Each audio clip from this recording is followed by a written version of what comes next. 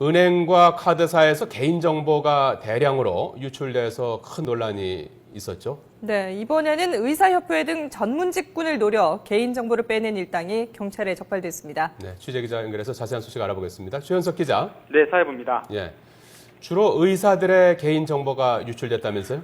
네, 그렇습니다. 대한의사협회와 한의사협회, 치과의사협회 사이트 등에 있는 개인정보가 유출됐습니다. 지금까지 해당 사이트에서 의사 15만 7천여 명의 주민등록번호와 의사 면허번호 등이 빠져나간 것으로 확인됐습니다. 경찰은 국내 해커 조직을 검거해 수사하는 과정에서 중국에 있는 해커가 넘긴 정보를 확보했다고 밝혔습니다. 중국에서 해킹이 이뤄졌고 그 정보를 국내 해킹 조직이 넘겨받은 겁니다. 확보한 자료에는 주민등록번호 등 의사들의 정보뿐만 아니라 증권 전문 사이트인 와우넷과 부동산 전문 사이트 부동산 114에 가입한 348만여 명의 개인정보 역시 포함된 것으로 확인됐습니다. 아직 해당 사이트를 공격한 해커는 잡히지 않아 누가 어떤 목적으로 의사 등 전문직의 정보를 빼냈는지는 알 수가 없는 상황인데요. 경찰은 유출된 정보가 스미싱이나 파밍 등에 악용되는 경우가 많은 만큼 범죄 조직에서 돈이 많을 것으로 예상되는 전문직을 노려 개인정보 빼내기를 시도한 것으로 보고 있습니다. 경찰은 해당 사이트의 피해 사실을 알리는 동시에 중국에 있는 공범을 잡기 위해 수사를 확대하고 있습니다.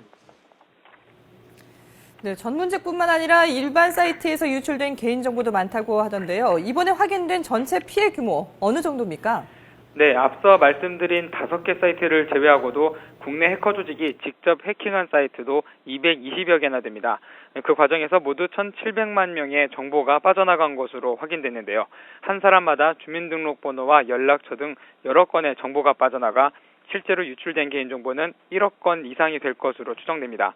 이들은 인터넷 광고를 보고 연락해온 대출업자 등에게 한 사이트에 최고 200만 원가량을 받고 개인정보를 팔아넘긴 것으로 확인됐습니다.